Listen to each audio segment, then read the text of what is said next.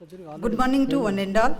It is my pleasure to welcome you all to the National Science Day celebrations organized by the Faculty of Science, Dr. B.R. Ambedkar Open University, Hyderabad.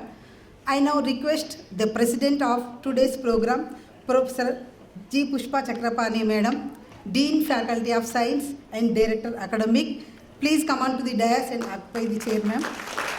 And now it is my honor to welcome our chief guest, Professor Ganta Chakrapani sir, Vice Chancellor of Dr. B.R. Ambedkar Open University. Sir, kindly come on to the dais and occupy the chair, sir.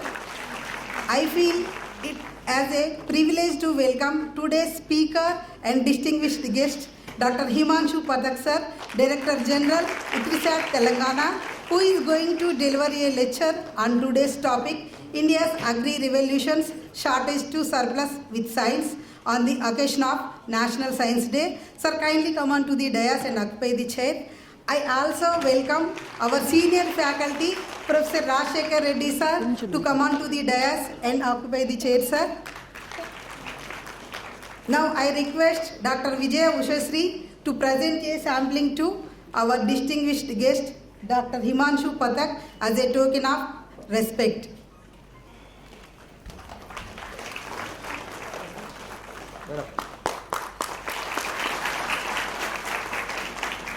Thank you, madam. I now request all the dignitaries on the dais to proceed for the lighting of the lamp, followed by the floral tributes.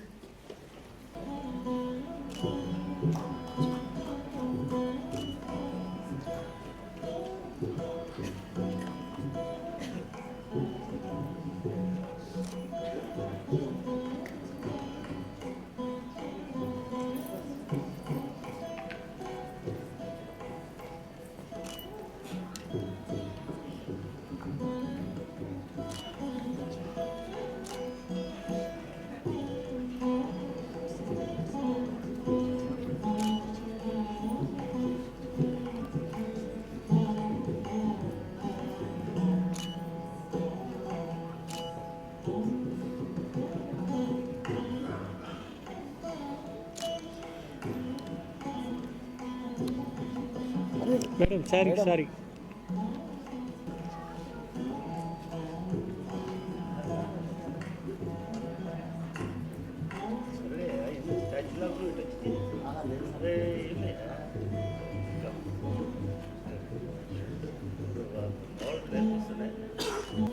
Thank you, sir. Thank you, madam. Now I am handing over the session to the President of the program to conduct the further proceedings. Thank you, madam. Chief guest of today's program and a very distinguished scientist and honorable guest, Dr.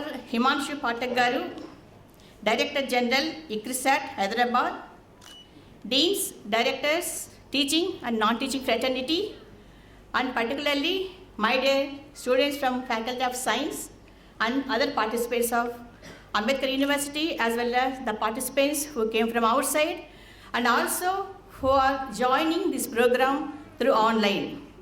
Once again, I welcome you all for this National Science Day celebrations organized by Faculty of Science, Dr. B.R. Ambedkar Open University. At the outset, I thank you very much, Dr. Himanshu Pathak garu, for accepting our invitation, and on my own behalf, on behalf of the Ambedkar Open University, I thank you very much, sir, for gracing this occasion and also delivering a lecture on National Science Day. మీకందరికీ కూడా జాతీయ science దినోత్సవ శుభాకాంక్షలు. మీకందరికీ తెలుసు, మనము ఫిబ్రవరి 28వ తేదీన national science day జరుపుకుంటున్నాము అని.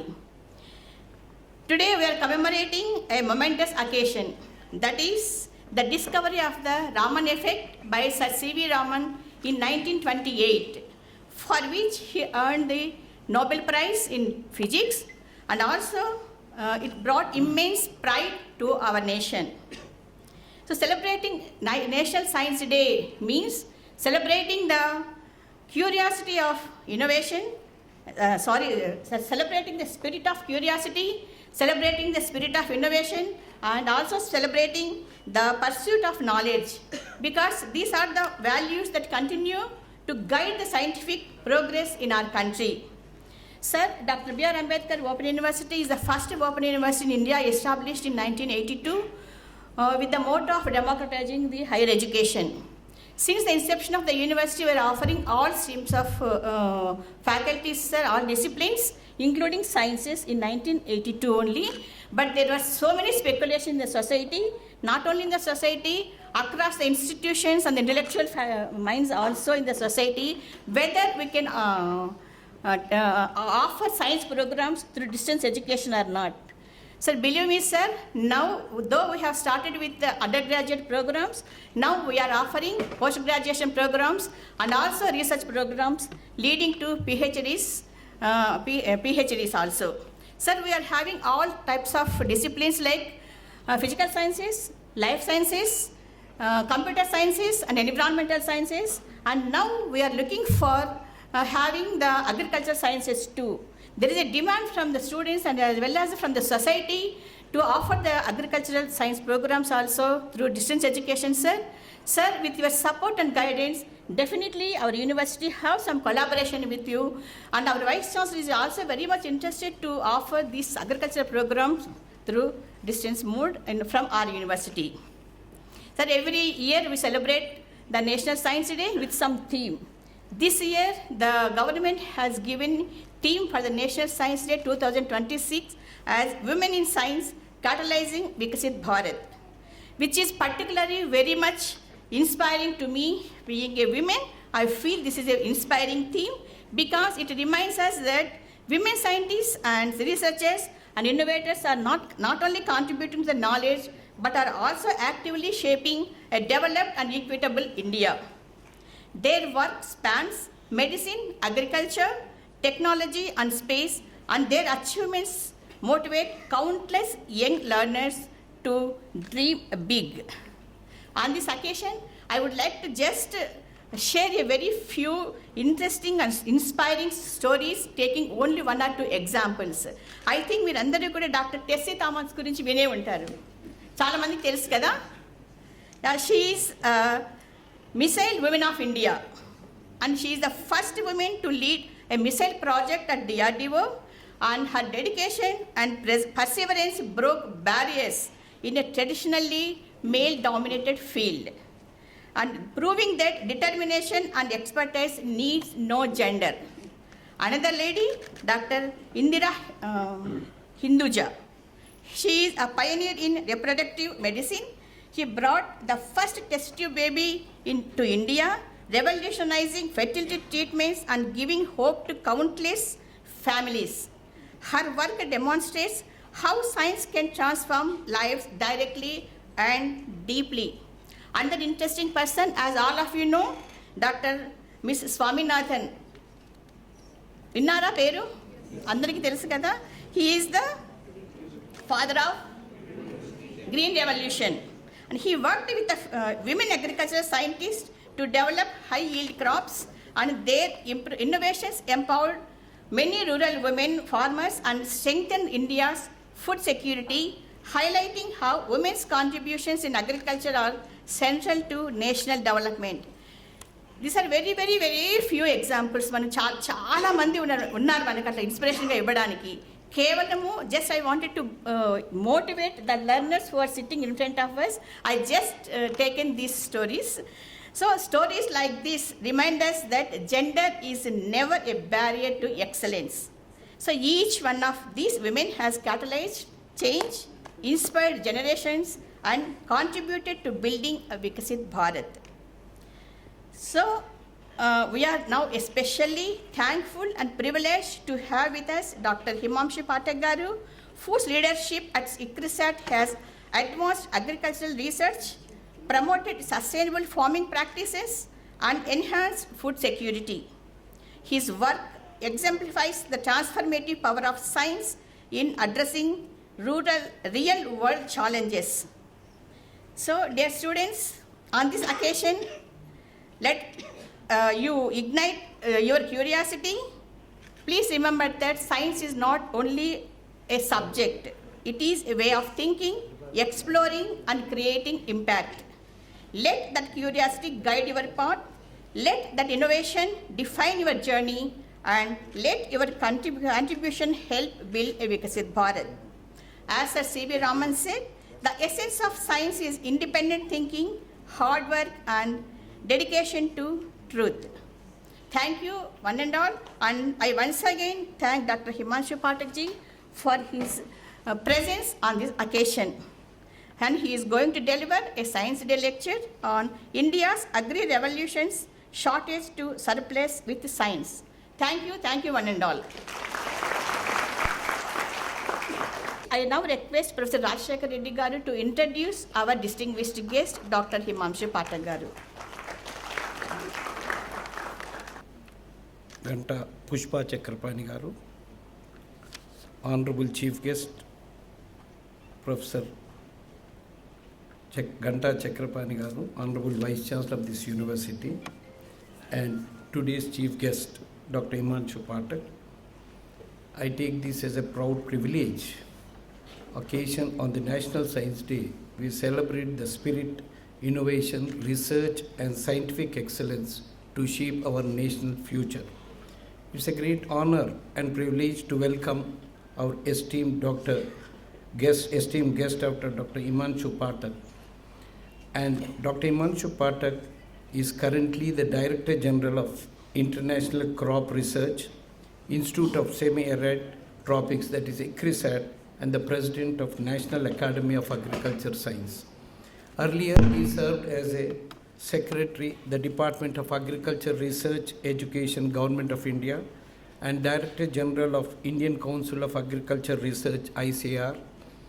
He also chaired the Agriculture Scientist Recruitment Board and led premier institutions such as ICAR, National Institute of Abiotic Stress Management, and ICAR, Central Rice Research Institute. With over 33 years of his distinguished service in the global agriculture landscape, Dr. Pathak has made a remarkable contribution in climate resilience, soil science, crop management, and sustainable agriculture systems. He earned his PhD from Indian Agriculture Research Institute and has been honored with the prestigious international fellowships, including Umwelt Fellowship in Germany. An accomplished scholar, he has authored more than 200 research papers and 20 books with over 32,000 citations, a testament to the global impact of his work. He has guided more than 26 postgraduate students, organized over 50 training programs, and played a key role as a lead authority in the reports of the Intergovernmental Panel on Climate Change, contributing to global climate action discussion. Dr. Pathak has received numerous honors, including the prestigious Rafi Ahmed Kidwai Award of ICAR, Fellowship of the leading science academics, and Doctor of Science degrees from reputed universities. He has also represented India in more than 100 international meetings across 30 countries, strengthening the global partnership in agriculture innovation. Dear students, Dr. Pathak's journey teaches us that the science is not just about the knowledge, it is about the leadership, service, innovation, and dedication to solve the real world challenges. His life reminds us that with commitment and curiosity, we can create a sustainable and food secure future in the world. Sir, we are deeply honored by your presence today, and your achievements inspire us, and your journey motivates every young mind gathered here. Ladies and gentlemen, I once again join Professor Pushpa Chakrapani in welcoming you to join and extending a warm, enthusiastic welcome to Dr. Himanshu Pathak. Thank you, sir. Good morning, everyone. Honorable Vice Chancellor of this very prestigious and unique university, Professor Ganta Chakrapani Garu, Madam Professor Pushpa Chakrapani, Dr. Rajashekar Reddy, all the very distinguished faculty members and teachers of this university, of the dais, but most importantly for today, all the students who have joined physically in this particular hall And also, as Madam said, there are many probably who have joined online also. First of all, let me congratulate the university. This Open University is a unique concept. I knew about it, but today I came to know more about it and could understand the reach of this university. More than 1 lakh students at any point of time and throughout the state. And of course, Delhi, the Indira Gandhi National Open University. So all this concept itself is unique. So that is the cause of my first congratulations. Second one is, of course, for observing National Science Day. And as Madam said, this year's theme is again unique. How women are shaping science, how women are taking active part in development of society as well as the country and the world. So with that particular theme. And of course, third one is for inviting me and giving me this excellent opportunity to be present before you and sharing some of our thoughts of agriculture and how science helps in developing agriculture. I'm sure all of you know agriculture. There is nobody without food, no? So food must have come from somewhere. When we talk of agriculture, it is not only growing rice or wheat. We also talk of animal husbandry. We also talk of fisheries. We also talk of all other allied activities in agriculture. And there are many other activities which we all do. In agriculture, when exactly it started, we do not have any kind of record. But roughly people say that it was around 15,000 years back when this systematic agriculture started. But before that, many generations, when our predecessors were food gatherers or hunters, that time also a little bit of agriculture, sowing some seed and producing some crops were happening. And do you know who started or who sowed the first seed of agriculture? They say it was women. So the gents used to go for hunting and gathering and all those things. And the women who were there to take care of household activities, so they started sowing some seeds of rice or wheat or something. So the domestication started. And then, of course, slowly, what we say is agriculture. But scientifically, this is what it is, agriculture. This is simply an eternal relation of sun, soil, water, and air. And you please go back to your class 8 or 9 of your biology or science textbook of photosynthesis. I think all of you have studied that, photosynthesis. What is photosynthesis? Photosynthesis is that carbon dioxide and water, in the presence of sunlight and chlorophyll, these green leaves convert that carbon dioxide into which we call as C6H12O6 or sugar, carbohydrate. And that is the only process by which solar energy is captured into food. So if you call it industry, that is the only industry for capturing energy into food, and that food from plant, it goes to animal, it goes to human being, it goes to all others. And even in 2026, in spite of all other developments in the field of science, physics, chemistry, biology, we are still depending on that particular process of photosynthesis to produce food. And that is what agriculture is. So it's simply converting solar energy by the process of photosynthesis, into food from where we all get our energy, our food. And this is the basic process. And that's how it works. Now let's come to Indian agriculture. And I shall give you some information and also show you how science has made all revolutions from where we were and from what we are today and what we will be doing in the coming years, and what is going to be the role of science there. This country is basically an agrarian country. Agriculture is still the main occupation. Around 50% of our population are engaged in agriculture. But if you see globally we have got only 2.3% of land area.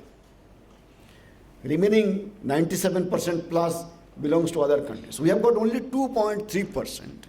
But with this 2.3% land area, we support 18% of world population. Because now we are the most populous country of the world. So from 2.3%, we support 18%. We also support 15% of global livestock, animal, cattle, sheep, all. And again, in terms of water availability, this country has got only 4% of fresh water of the whole world, only 4%. So with this 2.3% of land and 4% of fresh water, this country is supporting 18% of population, human population, and 15% of livestock population. So you can see the enormous challenge what Indian agriculture is doing. In terms of rainfall, we are fortunate. Globally, on an average, world receives around 1,000 millimeter rainfall per year, annually. We receive around 1,100. So 100 millimeter more compared to the rest of the world. But our problem is we receive this rain only during 3 to 4 months. Starting from July, August, September, and then. Remaining 8 months, we receive very less amount of water. There are many countries in the world where the rainfall is very uniformly distributed.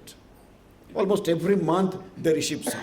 So though we receive more rain, but our distribution of rain is not uniform. And of course agriculture needs rain. And for that, total quantity of rainfall is extremely important. But more important is its distribution. If we receive very heavy rain in only 1 or 2 hours, then that rain, instead of helping agriculture, will cause problem for agriculture. It will cause flood, it will cause erosion, and of course all kinds of problems. So this is what the resources and responsibilities of Indian agriculture. But Indian agriculture is quite diverse. Very, very diverse like this country. We have got only 140 million hectare of net cultivated area. It changes a little bit by 1 or 2 million hectare plus minus every year. But it is only 140 million hectare. 48 to 50% of this is irrigated.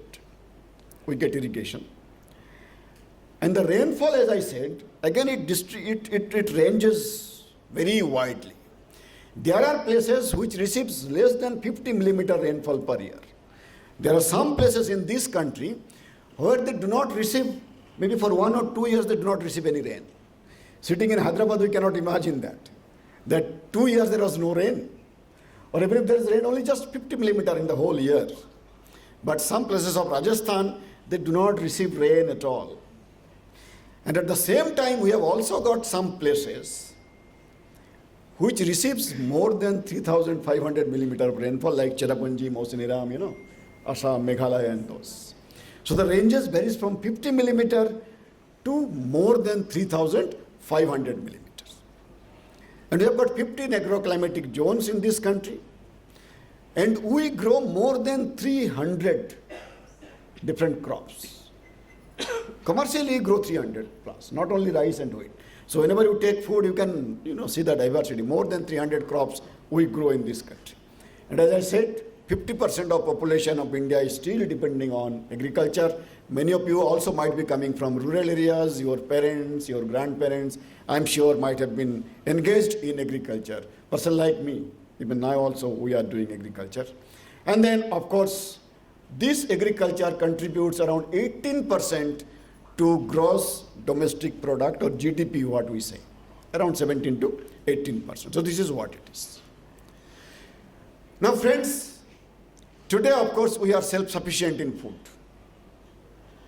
Not only self-sufficient, we are also surplus, I shall tell you that. But this was not like this. We needed to go back to many centuries back. But even if you see this 18th, 19th and 20th centuries, there are several famines which this country had to face. And these are some information in which year, which particular famine took place. And in some of these famines, large number of people died. Died because there was no food. Died out of starvation. So more than 30 million is 300 lakhs people died in some of these, famines. And at one point of time, still 1960, you are fortunate that you were not there at that point of time, but some of the senior people who are sitting over here, they know some of these things, that this country used to be called as a country of ship to mouth. Ship to mouth means huge quantity of donated food used to come from some countries, mostly USA. And there was a program called PL 480, Public Loan 480, and with that lots of food used to come as donation to this country. And this country used to be called as country with begging bowl. भिक्षा का कटोरी लेकर के हम सभी देश के पास जाते थे कि हमें फूड दे दीजिए, हमें अनाज दे दीजिए, and that's how it was there. And in the 60s and 70s, there was a very popular theory, and today also this theory is important. I'm sure, I don't know whether you know about this Malthusian theory. This theory says, as the population is increasing geometrically means 2, 4, 16, 64 like this. But food production is increasing arithmetically, 2, 4, 6, 8, 10, 12. So when the population is increasing geometrically, jumping, and food production is increasing arithmetically, then there is bound to be problem. There will be a point where population will be so high that food will not be sufficient, and this food system is going to collapse. And that's a very simple and very popular theory in economics, and the person who propagated this one, Malthusian. It's very simple and very popular, and that is very logical. All of us can understand. If our demand increases geometrically and our production is increasing only arithmetically, then certainly there is going to be mismatch and the system is going to collapse at some point of time. And that's what was happening. And as I said, till 1960s or even early 70s, USA used to give lot of food donation to several countries. Not only to one country, India, but several countries. But then they also had limited supply. They also could not provide to all the countries. So at one point of time, US Congress formed a committee called Paddock's Committee to recommend that out of so many countries which are receiving food aid from US, to which country they should continue giving food aid and to which countries they should stop because they cannot provide. They have also got limited supply. And the demand was increasing and increasing from every country. Most of them, not every, most of the countries. And India was one of those. So that particular committee gave a report in 1967-68. And they published this particular book, Famine 1975. This book was released in 1967. And they predicted that if this trend continues, then by 1975, the world is going to face very severe famines, food shortage. And US will not be able to supply all this food. So to which countries US should give food and to which countries it cannot. So the committee gave its recommendation. Committee divided all these countries which are receiving food aid into 3 categories. And they gave a very good corollary with some kind of, war and our soldiers. You imagine a war is going on between 2 countries. So in the war front, there will be always 3 categories of soldiers. One category who are very fit and fine, healthy, they are fighting, there is no injury, no problem, and they are fighting and they will win the war. That is the first category. There will be a second category where the soldiers are little bit wounded because it's war going on, all kinds of weapons and everything. but they are not so serious injured, but a little bit injured. And if you give proper medicine, proper food, proper nourishment, so probably in 1 or 2 weeks' time, these soldiers will be again fit, healthy, and can go back to the battlefield. But there will be always a third category of soldiers, which are so seriously injured that whatever you do, these soldiers will never be able to come back and fight the battle. So some might have lost one of their legs or hands or eyes, but it's war and anything can happen. So in any war front, there will be these 3 categories of soldiers. Now if you have got limited quantity of medicine or food, out of these 3 categories, which category should be given priority of receiving food and medicine? Now you were third one. The third one that you said? Yeah, so which one? First, second, third? First one? Okay, anybody who said third one? Third is the most, they have lost their leg, hands, or whatever you do, they will never be able to come back and fight the battle. So anyway, so they categorize into these 3. One, can't be saved. Second, they are walking wounded, but with treatment they can come back. And third one is good, and they should receive food. USA categorized India as per this list in the first category, that this country cannot be saved. Third category of soldier, that whatever you do, these soldiers will never be able to come back and stand on their foot. They can't be saved. So therefore, USA decided, let us stop giving food aid to India. Let the country do whatever it wants and let it die if it cannot do for itself. And that was the recommendation. And that was 1967. That 1967, when this country was categorized as a country of no hope, can't be saved, cannot be given food aid, let it be of its own, that country today is not only self-sufficient in food, not only surplus food, but also donates food every year to at least 15, 16 countries of the world. Donates food. And during COVID time, this country has not only given free vaccine, but also given free food to at least 15, 16 countries of the world. And this is what science could do. So we had our green revolutions, we had our white revolutions, blue, yellow, golden, silver, brown, and all other kinds of revolutions. And you can see how has been the increase in food production. In 1950, it was only 50 million ton food grain. And today, last year, we had 354 million tons of food. In all these commodities, you can see it has increased from 3 times to 154 times. And that's what has happened. Our land area has remained same, 140 million hectare, but the food production has increased because the productivity has gone up. Productivity was only 0.7 tons per hectare. Now it is more than 2.5 tons per hectare. And this has become possible with science. Now what is that science? Very simple science. But of course, once something happens, then it becomes simple. Before that, it was so difficult.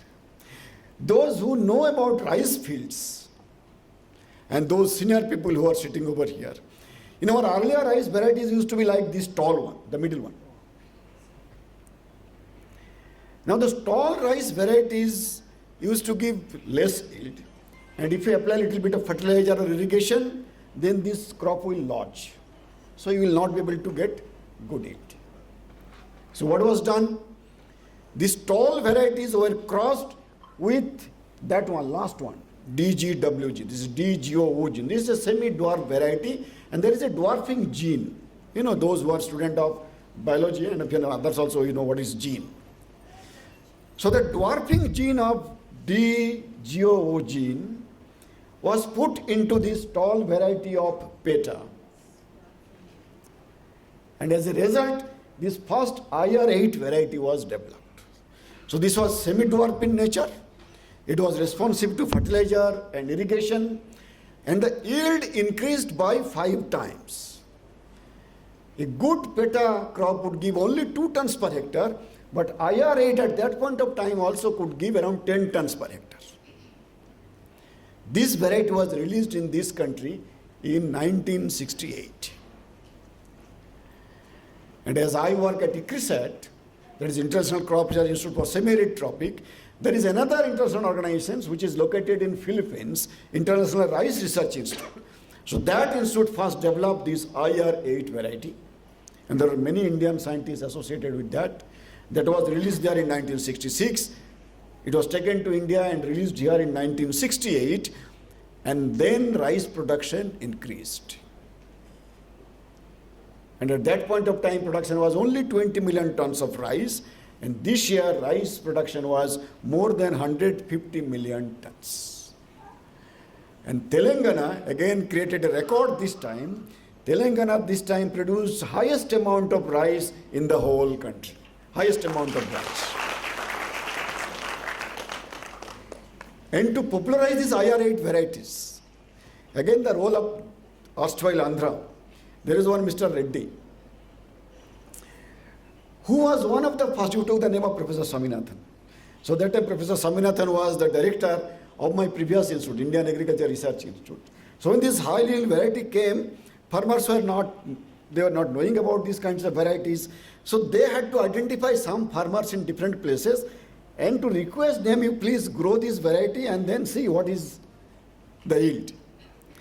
So Mr. Reddy of Andhra was one of those farmers who took these IR8 varieties and grow in his field, and then of course he got very high yield, and slowly this IR8 got popular, and today not only IR8, there are many other varieties which have been developed using same principle. Same thing happened for wheat. If you can see this particular photograph, the plant was so tall that if you enter into the field, you will not be visible. You will be, totally covered by the crop. It was very tall. But now, all these semi-dwarf wheat varieties. And again, yield increased. So this is what science could do in increasing food production of this country and converting this country from begging bowl to a food surplus country. And this is not only for crop, which we call as green revolution, but also for white revolution. So for crop, Dr. Norman Borlaug is known as the father of green revolution, and Professor M.S. Swaminathan is known as father of green revolution in India. For white revolution, I don't know whether you have heard this particular name or not, Dr. Verghese Kurian. Have you heard the name?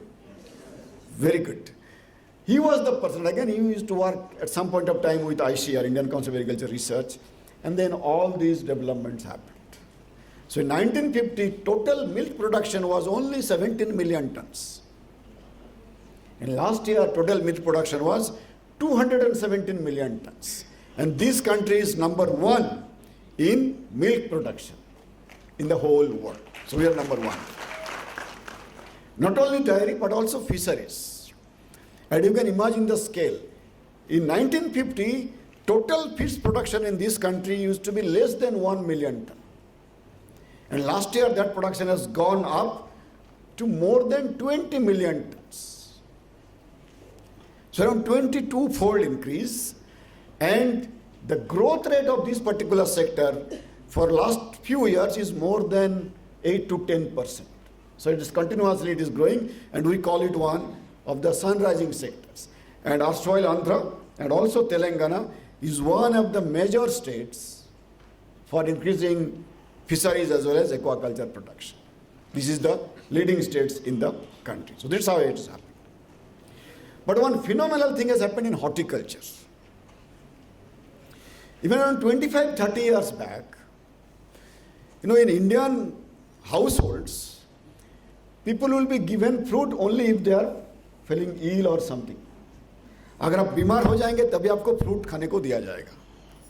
But now you can see all kinds of fruits almost everywhere, not only in Hyderabad. You go to even rural areas, you go to any place and you will see all kinds of fruits are available.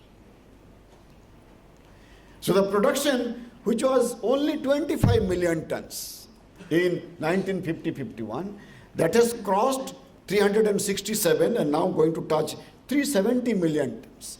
And you can see all different kinds of fruits available.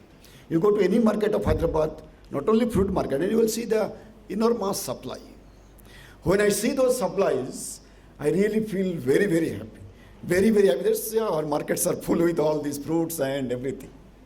Though there are some problems, which I shall come later, but then these are some of the successes, and all of these successes have happened because of science. Without science, okay, that's good. So without science, certainly this would not have been possible. So therefore, the country which was ship to mouth till 1960s-70s, till 1990, which was food importing country, since 1991, it has become a food exporting country.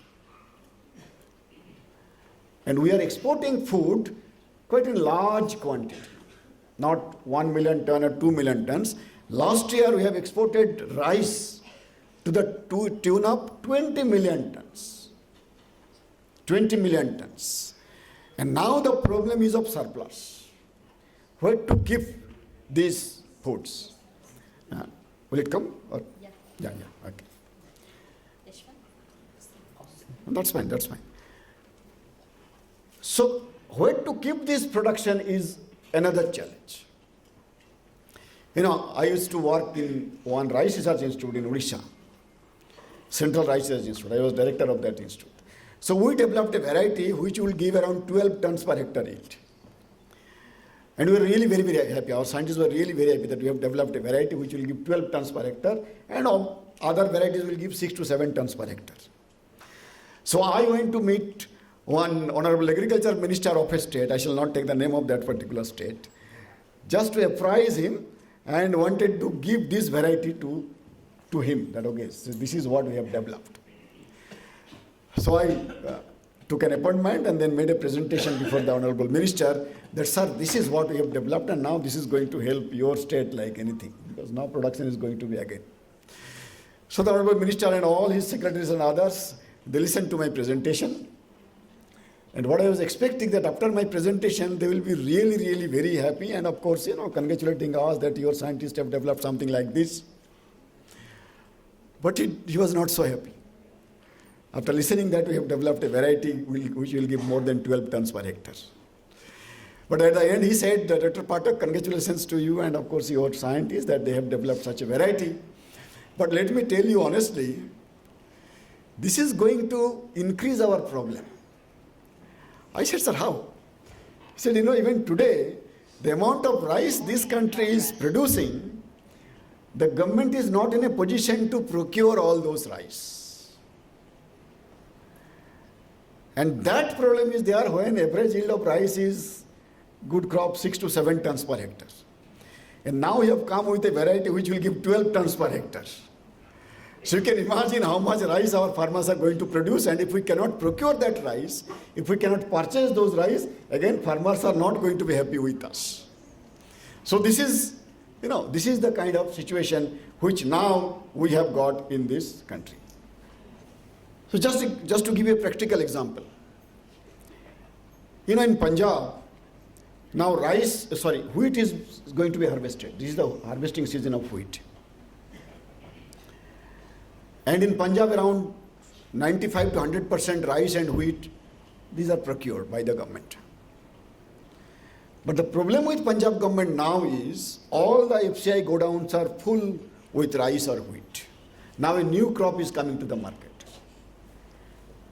They have to procure it, they have to purchase it. But where are they going to keep it? Is the problem. And several other states are also going to have similar kinds of problems when we talk of this food surplus. producing but also exporting huge quantity of crop. This is one example of rice, but then there are several other commodities also which we are exporting. So therefore, the country at one point of time was a food scarce country, then it became a food shortage country, then it became food sufficient, then of course food secured, and now we call that we are a food surplus country. And because of that, the ship to mouth country, a begging bowl country, has become a food surplus country. And in 2013, we could bring National Food Security Act. That means food will be given. And today around 80 crores people of this country are getting subsidized food. Subsidized food. And when I say subsidized, they are getting 2 rupees a kilo rice, 3 rupees a kilo wheat, 1 rupee a kilo millet. Whatever you do, the production cost of 1 kilo of rice will be minimum 15 to 16 rupees. And they are giving in 2 rupees or 3 rupees or something like that. And they are giving because this much food is available. And this is what this agriculture could do. So that's what the success of all these agri-revolutions. But now let us understand how the agriculture scenario is changing. And all of you young people are sitting over here. So India is also changing. India is changing in terms of population, in terms of our consumption, in terms of people living below poverty line, and also in terms of our preference. Your young generation who are sitting over here, of course you people are not so happy with simply getting rice, and chapati something. All this pizza, burger and all those things are, no, that's a good thing. We also take pizza, burger sometimes. But then your requirement and consumption patterns are also changing. My grandparents were very happy just to get, 2-3 times meal and maybe one cloth is sufficient, but no, now not. We need all kinds of things. Our demands are increasing, consumption is increasing, and of course all other parameters are also changing. Income level is also increasing. And as income level changes, the demands and requirements and preferences also change. People with more income, they would like to shift from vegetarian to non-veg kind of meals. They would require more milk, more meat, more egg. Their other consumption also will increase. And of course, as I said, 50% people are still depending on agriculture. So agriculture has to provide all these requirements. We did some calculation that how much food we produce today and how much food we need by 2047. And you can see still we need to increase this food production. Though we are self-sufficient, but that should not be a matter of complacency because population is increasing, their demands are increasing, so we have to produce more and more. But the other side of the story is somehow the biophysical resources, soil, water, air, climate, those are deteriorating. उनका quality घट रहा है. So our soil is now partly degraded. You do not find the soil of 1960s or 70s of soil of 25 or 26. So soil fertility, its capacity to produce has gone down.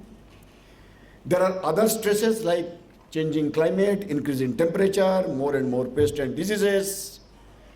Productivity compared to many other countries is still low. Production cost is very high. Diversification is very limited. Still we produce more of rice and wheat, which is not so much required. And then of course high volatility in the market and also in the climate. The price is highly volatile. This year probably farmers are getting say 20 rupees for their rice, but next year it may even drop. For fruits, at one point of time the price of banana or anything will be touching, rupees 45 or 50, but at some other point of time it will be coming less than 10 or something like that. Vegetable and all this. So that market volatility and also climate volatility. Climate change is another problem which agriculture is facing. And this is what? So I was talking about this one. All of you know probably climate change. That the temperature is increasing, rainfall variability is also increasing, and overall pattern of climate has also changed. Temperature has already increased, and you can also feel in Hyderabad and also many other parts of the country. Total rainfall has remained same, but its distribution has changed a lot. Now we receive very heavy rain in very less period of time. So these are some of the changes which are happening. And the overall socio-economic landscape of the agriculture is also changing. So earlier, productivity increase was the main driver, but now market is going to decide which product is to be produced and which product will be purchased and which one is not. Earlier our input was only from retail shop, but now all online has happened. That mobile, it has changed almost everything. Sitting in your home, you can order food and you can sell and you can purchase, you can do all these things. Our equipment earlier used to be traditional plows and something, but now not only tractors or combines, but automated tractors without any driver. So those are also available. All those irrigation and other things are also can be done automatically. Sitting here using my mobile, I can irrigate my crop in ICRISAT or anywhere. So there is some sensor over there and there is one app. You just click it, pump will start and irrigation will start. And if you want to stop it, so again it will be stopped automatically, because once water level reaches some point, it will be stopped. Credit source earlier, even now also money lenders, but then in next sometimes it is going to be all agri fintech, digital and everything. And market used to be mandi or hut, now also they are there, but then all of these probably, if not very soon, but then suddenly after some time, are going to be mostly driven by online. All these things are going to happen. And there is big change in agri education landscape. Our current farmers or future farmers are going to be young and educated. Consumers are going to be more and more quality conscious, and of course nature, they want nature friendly products. They want to know whether it is nature friendly, it is organic or it is natural or something. Our students, of course, most of you are here. Earlier, almost 90% of students who used to come to study agriculture were from rural areas. But now many urban students are also coming to study agriculture. Job earlier used to be mostly government, but now it is private, short and medium term kind of thing. Pedagogy, that is the way we teach. Now many things have become virtual, and of course in Open University that is very common, MOOCs, artificial intelligence and so on. And you can see, this is what our education earlier used to be. We started with, under the tree, all that Guru Shishya kind of thing. Then we went to classroom while blackboards were there. Then we shifted to some auditorium, something like this. And then of course big halls and all those computers came with internet and online courses.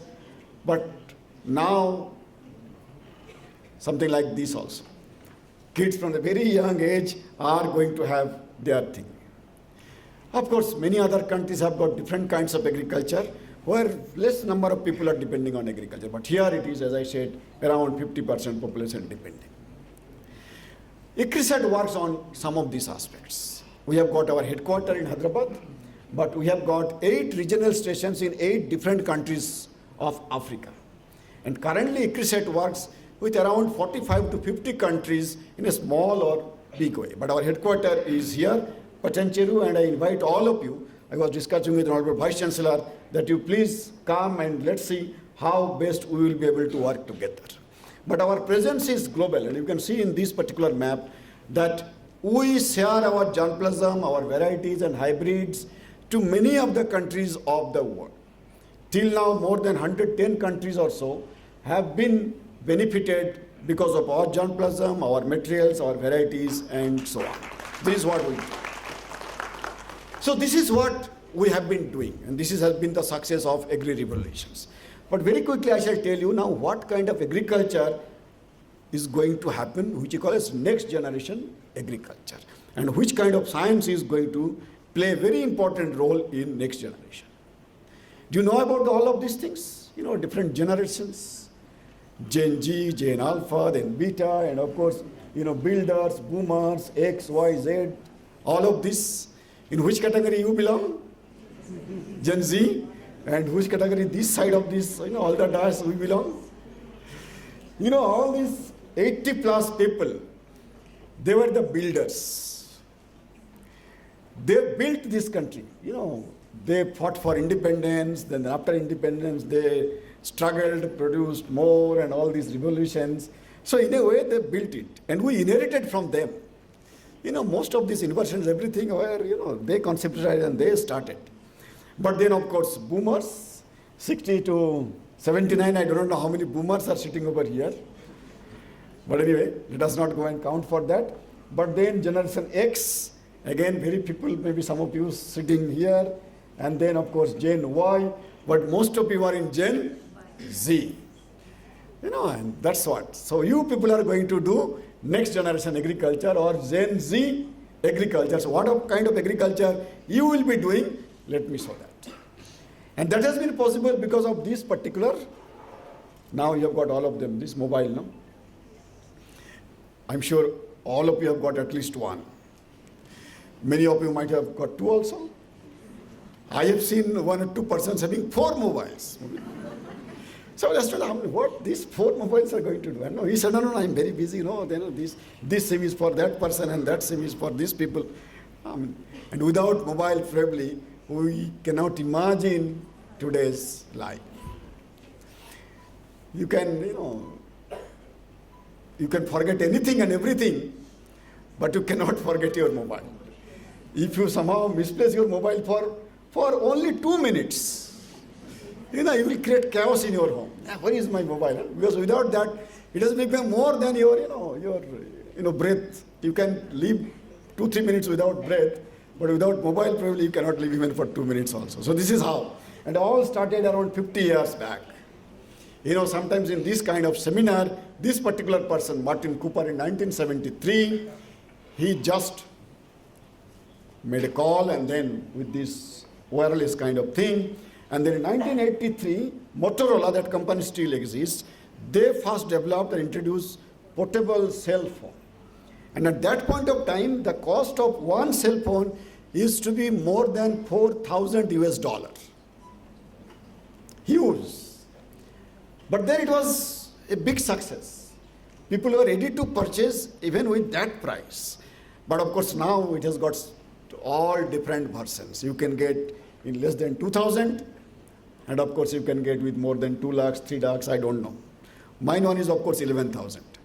But then I don't know how many of you have got more than 50,000 or maybe 1 lakh or so. But anyway, so this has really changed the whole way of doing our business, including agriculture. And not only that, now new generation technologies are also coming. Artificial intelligence is one. It can change again many of the things. Then in agriculture, those students of biology, genomics and phenomics.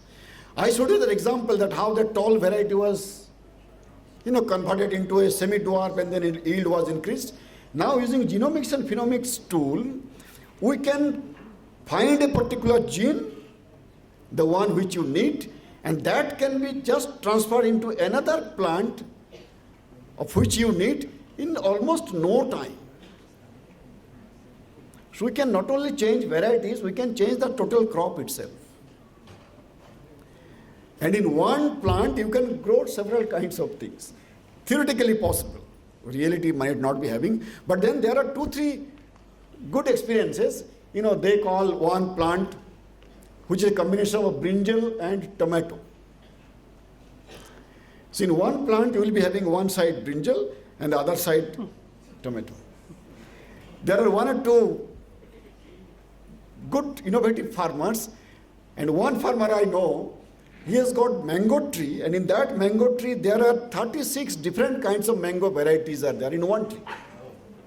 So one tree but 36 different kinds of those. Grafting technology is making that possible. So all these different kinds of things are happening with these new technologies. And you can see the popularity of cell phone.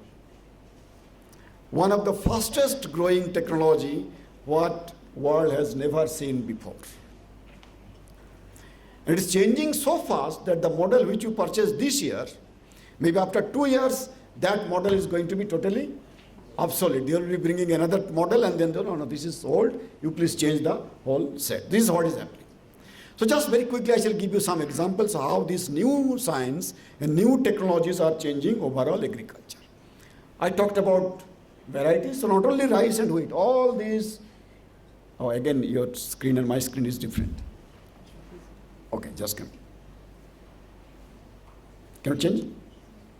No, next, yeah, that's right. So, in almost every crop now, new varieties have been introduced. And not only new varieties, some new crops. Can you see this one, dragon fruit? Even 5 years back, people didn't know what is dragon fruit in this country. And now dragon fruit is available almost everywhere, Then there are several other examples of something like this. Not only that, we also have got biofortified food. You know how science can change. Rice, again, all of you consume rice, I'm sure. So ordinary rice has got only 6 to 7% protein. But in my previous institute, Central Rice Institute, we developed a rice variety which contains 12% protein. Yield is same, protein content increased. Wheat has got 10 to 12% protein, and the wheat eaters, they say that they consume more protein compared to rice eaters. But now rice and wheat in terms of protein are same. And now they are developing wheat which will be having around 15 to 16% protein. And not only rice and wheat, there are several other examples where it has increased. Pigeon pea, on which ICRISAT is working, and this is one example I would like to give you how science can change. Have you seen pigeon pea crop? Red gram, arahar dal, or sambar mein, without that you cannot, have sambar. Now pigeon pea is actually a indeterminate crop. I mean, it goes on increasing, flowering will come, and the farmers have to harvest 3 times or 4 times as it comes. Now we have developed a variety of pigeon pea which will mature like rice and wheat, only uniform maturity. The height of pigeon pea crop is again very tall, but this variety is only 2 and maximum 2.5 feet tall. It can mature early, that much height, that means it can be harvested by machine, but like combine, which is used for rice harvesting.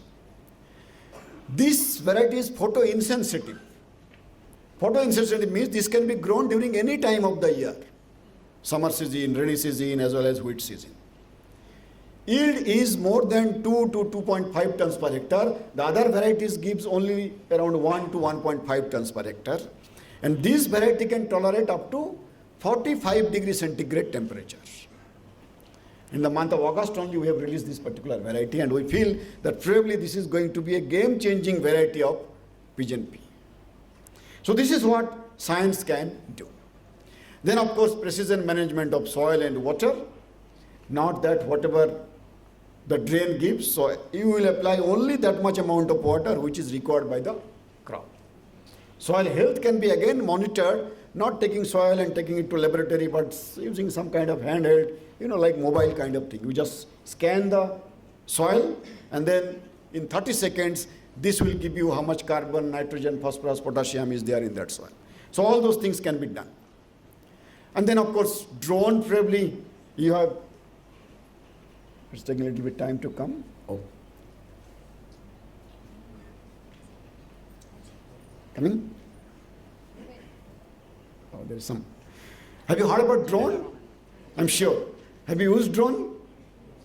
Okay, so even 5-6 years back also people didn't know what is drone, but now you go to any marriage or any, but of course those are for photography purpose, but drones are being used for real agriculture purpose, to spray fertilizers, to spray pesticide, even to give irrigation using sprinkler and so on. So all of these things are now possible using some of these kinds of tools. These kinds, yeah. So this is not a picture anymore. In rural areas also farmers are using these kinds of technologies. And then using remote sensing, again you can map the field, you can map soil, you can understand which crop and how much yield it is going to give. So all those things can be done. Again some kinds of, which they call as vertical farming. So you can grow crops in your balcony or in the rooftop, and there are some very successful examples. So like just kitchen garden, one structure you can keep in the balcony, and you will be able to grow vegetables, particularly some of these, salads and those kinds of things, which is now not only, again, not photo, but something which is possible. Crop health management, and another, because disease and pest is another big problem with any crop, those who are doing agriculture. But now using this, again, mobile, you can go to a crop, take a photograph of that insect or of that disease, then we have got a portal. That photograph will be uploaded in the portal, and using AI tools, this tool will analyze which disease it is or which insect it is, and immediately it will give a recommendation that which control measure, which pesticide or which measure it has to be done. So that message will be given to the farmers. So again, using mobile and AI tools, this is possible. So this is what it is. Again, your mobile is going to play very important role of controlling pests and diseases. Then of course there are several other technologies. There is a robot for spraying, harvesting of the crop, grading of the crops, marketing, and all those things are possible. One area which needs further development is, so far India has been successful in producing more and more crop. But the value addition part, marketing part, post-harvest part is still very weak. But we feel that new technologies will really help us in doing that particular thing. In marketing, in processing, again, some of these new science are going to help. Finally, of course, delivery. Though we develop technology in the research institute or universities, but how to reach it to the farmers. So how to train farmers, how to inform them about this, again, new tools are going to be very, very useful. So our extension system, using digital, so you can see the farmer standing in the field can either upload that photo or can make a phone call, which will reach to someone sitting somewhere, and then they will get almost immediate. Not only that, only recommendation they will give. There are some companies who have given this mobile set to farmers. They will call, they will give the picture, that company will identify the disease, and they will not only recommend, they will also supply the chemicals to the farmer.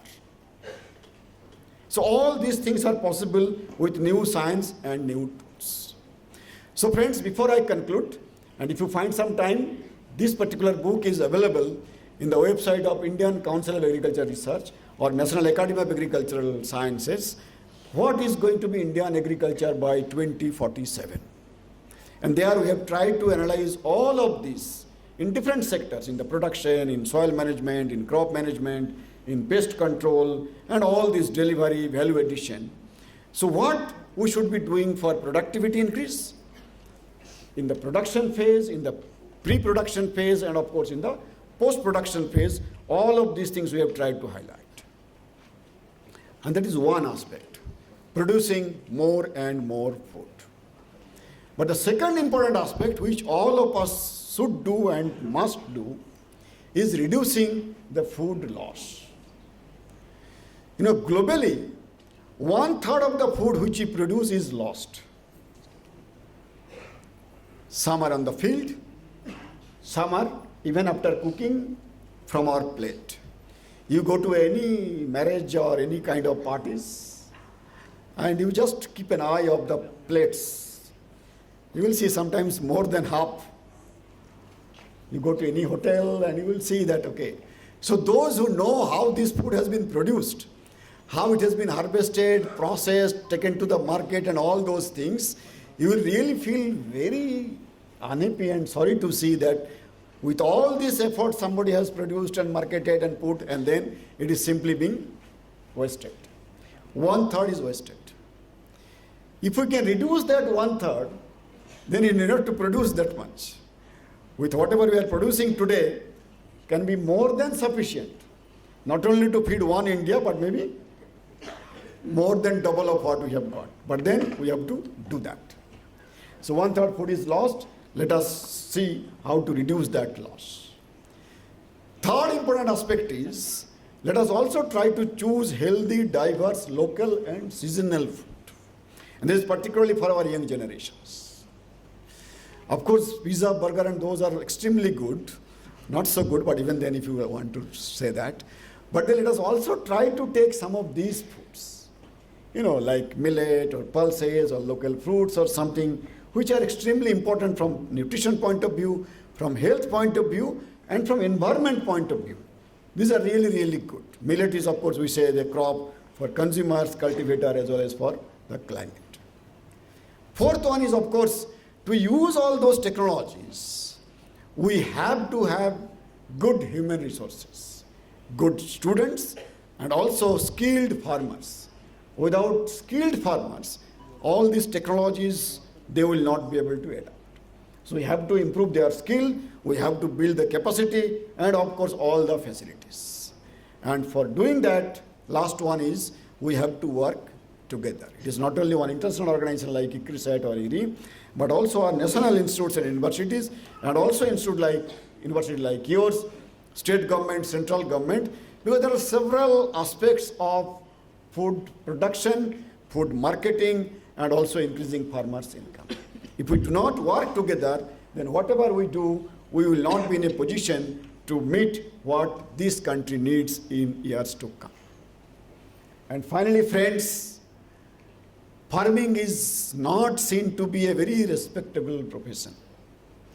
But that is the only profession which produces food. So respect food and respect farmers. And that must come from respecting food and, of course, respecting farmers. And most of these farmers, as per the data, are women farmers. Most of these farmers are women farmers. So when I say respect farmers, I say respect women farmers. When I say respect food, I say respect all foods, not only pizza and burger, but all different kinds of foods. So friends, science, particularly new science, next generation science, Gen Z science, has got lots of promises for prosperity in agriculture. It can predict agriculture, what kind of agriculture we should have. It can have precision input management in agriculture. It can have more productive agriculture. It can be more protective agriculture, and it can be more profitable agriculture. But then for doing that, we really need to inculcate and internalize and understand new science and new tools.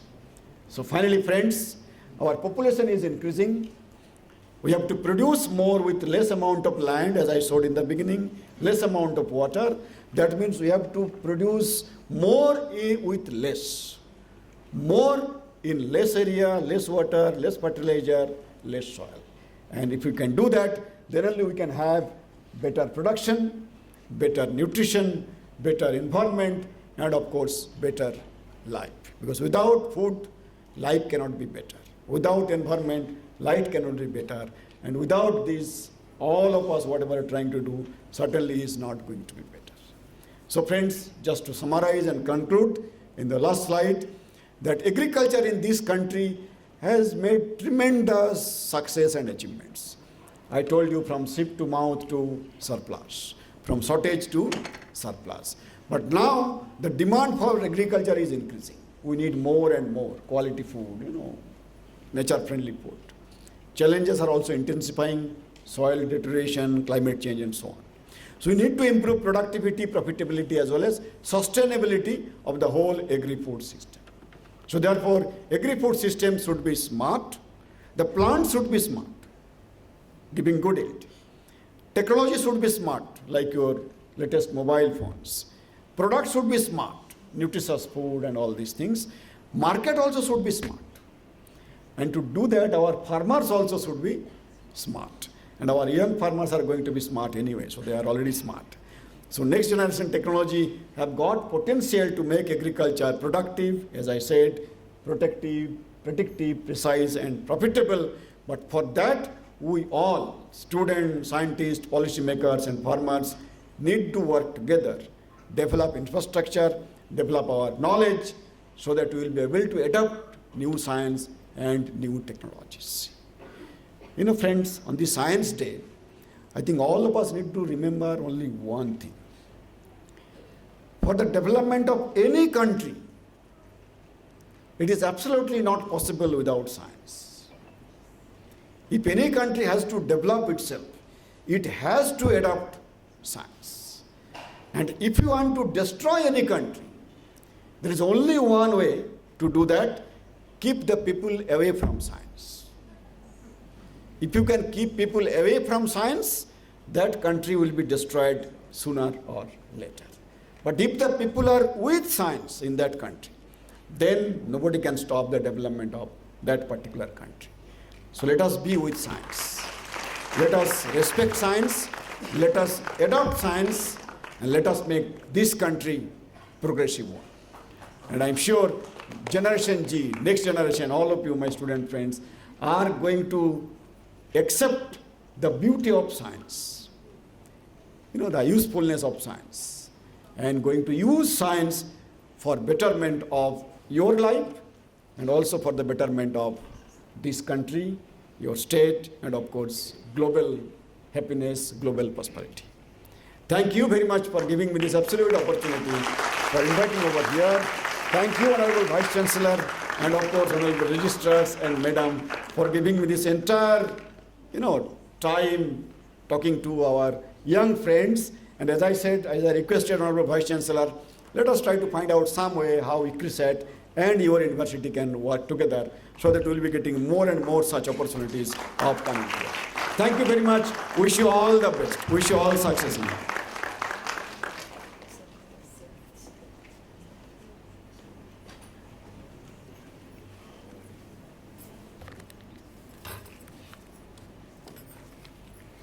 Thank you, sir. Thank you so much for your wonderful lecture. This is really very extensive, very not only elaborative, but also very informative. Definitely, your lecture has given a great insights to our young students here, and definitely they are very inspired and they are very motivated to know not only about the agriculture, the importance of agriculture, and also the science behind the agriculture, taking this sector, the landscape of the agriculture, from shortage to supply. Thank you very much, sir, for your, once again for your wonderful lecture. And I now request our Vice Chancellor, sir, Chief Guest of today's program, to give his message on this occasion. Thank you once again. Good morning. Honorable guest of the day, and who delivered a very extensive lecture on agriculture, food, and other aspects of agriculture, Dr. Himanshu Pathak ji. Today's President of the function and Dean Faculty of Social Sciences and Director Academic Professor Pushpa Chakrapani, and the coordinator of this entire program, and a senior teacher from Sciences, Professor Rajshekar Reddy garu, faculty members, non-teaching friends, and also our students. Greetings on the Science Day. This year Science Day is dedicated as Women Science Day. Women in Science is the theme of this year's celebration. Can we imagine women, science without women? Our chief guest, guest of the day, Himanshu Pathak, explained how women were first inventors and innovators of science, from sowing and from planting food-related plants to food processing and food. Finally, he said, respect agriculture, respect food. if you look at the food on your plate, and you think and go back how this food is processed and prepared, and who planted, who sowed, and who prepared the entire food, and not only food, every scientific advancement and every scientific result at the end is processed by women, whether it is health or these, and even your mobile phones. If you look at the mobile phone market and manufacturing, almost 80% of mobiles are made and prepared by women only. Entire electronic industry is led by women. So really, if you go on identifying who are the real ambassadors of science, definitely that is women. So that's why the government of India has dedicated this year as Women in Science for Sustainable Bharat, or Vikasit Bharat. Vikasit Bharat is India's advancement in science. I enjoyed the lecture for two reasons. One is the theme, and I congratulate science faculty for identifying a scientist, a true scientist who spent almost 30 years, 35 years in the agriculture science research. In fact, agriculture science is less prioritized nowadays. Like we always have a misconception that electronics is the science. But electronics is application of science, not true science. Application of science, the technology is application of science. The application of science anybody can do, like Golgatia. I think last week when we demonstrated our strengths to the world, a private university came up with a robodog which is purchased for 1 lakh rupees on an online platform, and they demonstrated that that is their invention and that is their own. But that is not really true science. The true science is, the fundamental science is agriculture. When he is explaining from ancient agriculture system to Gen Z agriculture and future agriculture, I think there is a lot of scope for agriculture. That is one reason I would like to appreciate the science department, science faculty for bringing a real scientist on this occasion. That is one. And the second is, I was little keen on his presentation because before coming here we were discussing about the science through ODL. What kind of science programs we can really offer through our university. So far, sir, as we discussed, now we are very traditional and conventional kind of science programs we are offering. We are offering botany, zoology, physics, chemistry kind of subjects. For again, conventional kind of degrees, BA, BSc, MSc kind of course, PhD. But while discussing, Himanshu ji, he offered me, you come and see our facility in ICRISAT, and we can collaborate on advanced agriculture evolutions and developments and programs with this university. Thank you, sir. Thank you for the offer. In fact, we are looking such kind of institutions, and recently we have contacted IIMRC, Indian Institute of Millet Research, and ICAR for agriculture. And agriculture in ICAR, Atari is here in Hyderabad. I spoke to both the directors, and they readily came forward to extend all their facilities, including their Krishi Vigyan Kendras and their millet research and production units, to collaborate and extend that facilities to our learners. And very soon we are going to launch at least 4 to 5 programs from agriculture and food processing and food and nutrition aspects. And we are also very happy to associate with ICRISAT. ICRISAT is really a great organization located in Hyderabad. They are working in several countries, at least almost 80% of Africa. And they have 8 different centers across the globe. And their research, in fact, revolutionized agriculture activity, particularly dryland agriculture activity in the country. In Telangana also, while presenting his lecture, he explained some of the aspects how Telangana is really gained out of these researches.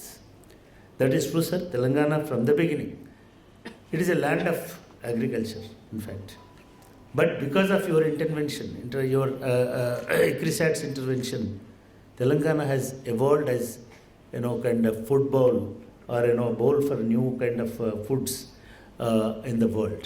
మీరే చెప్పారు ఇందాక rice అనేటువంటి దానికి rice bowl అయింది Telangana, మిల్లెట్స్కి millets bowl Telangana, జొన్నలకి జొన్నల bowl Telangana, and వేరుశనగ పల్లీలు అని అంటాం కదా. we have very, very rich varieties of groundnut, if I am right, sir. Groundnut, and all this is because of application of scientific knowledge which evolved by ICRISAT. I think from our childhood, I think you have established this great institution in Hyderabad in late 70s. From those days onwards, we are not, people won't know what is ICRISAT. The only thing we know is, your ICRISAT beautiful buses during 70s, 80s on the roads. And the second is, kind of huge campus you have, adjacent to Hyderabad in Patancheru. But now it is time to bring that ICRISAT to classroom, and definitely will come next week and we'll discuss with you. Let us collaborate to bring your lab to our lab, and let us build that. And also, sir, there is a need, as I told you, we have PhD programs, but we have some shortage of teachers in the field of agriculture. Of course, no teachers in the field of agriculture. We also explore the possibility of collaborate with your research wing and to introduce a kind of agriculture research program here in this university, where we can develop futuristic leaders, scientists in the field of agriculture. We have very bright students in our science programs, MSc programs, including botany, geology, environmental science, and other agriculture related allied fields, so that with this collaboration, I think we can strengthen the field of agriculture also in future. Thank you, sir. Thank you for accepting our invitation to come and grace this occasion, and not only that, for delivering a wonderful speech on Science Day, particularly on agriculture. Though he delivered his speech on agriculture, he is not confined only for agriculture thing. From technology, from innovation, from AI, and from other aspects. మనకు చాలామంది తెలియదు అగ్రికల్చర్లో కూడా ఇన్ని రకాల technologies ఉన్నాయా. as he said, I think last in the part of his lecture, now technology is very emerging as a key of agriculture and innovations, particularly AI also. And AI also in China, entire crop development and crop processing is done by AI and robots. Robots are మనం వెనకట కాపలాగాయడానికి మనుషులను పెట్టుకునేవాళ్ళు. నా robots చేస్తున్నాయి ఆ పని, కాపలా కాసి పక్షులను రాకుండా లేదా మిగతా వాటిని రాకుండా చేయడానికి. Lot of innovation is going on in the field of science. Definitely our next step, already we are designing such programs. Apart from agriculture, we would like to even enter into the field of dairy. Dairy is very growing and very important area for human growth. So డైరీలో కూడా కొన్ని కోర్సెస్ని next year నేను అడిగాను ఇందాక రాజశేఖర రెడ్డి గారిని, why can't we go into dairy? And it's for my surprise he is telling we have already processed it and we developed even course material also. Somehow it is dropped. No, we'd like to take up that issue. I'll talk to the Dairy Development Corporation Telangana and Vijay Dairy, where we can do our practicals and other field related activities. We start that also from this year, and even we are very much keen, and we are exploring. In fact, we are discussing with experts on aqua also.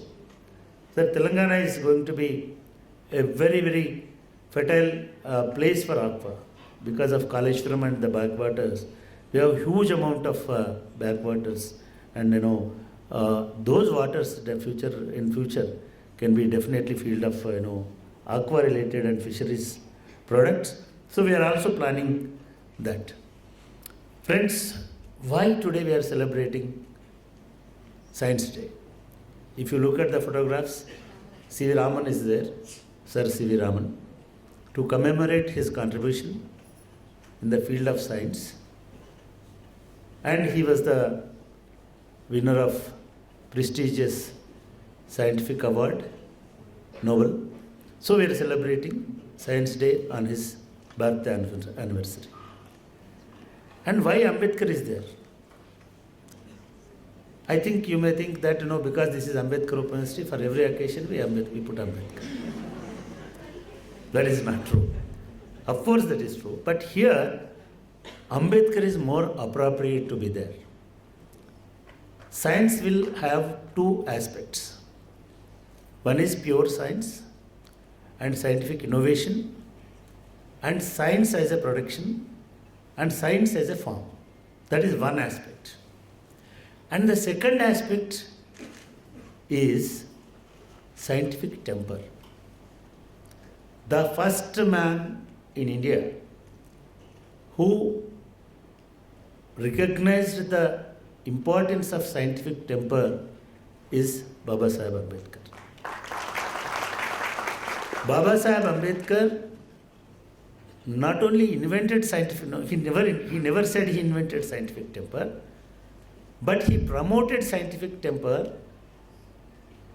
and he placed scientific temper, including in your Indian Constitution, to remove all the inequalities, superstitions, and all such kind of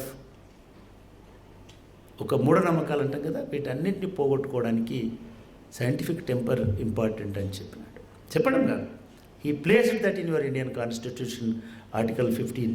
Article 15 says it is the duty of state to develop scientific temper among the people, not just students. ఎందుకు doctor Babasaheb Ambedkar scientific temper important అనుకున్నాడంటే, sir లాస్ట్కి ఒకటి చెప్పాడు, సైన్స్ని respect చేయాలంటే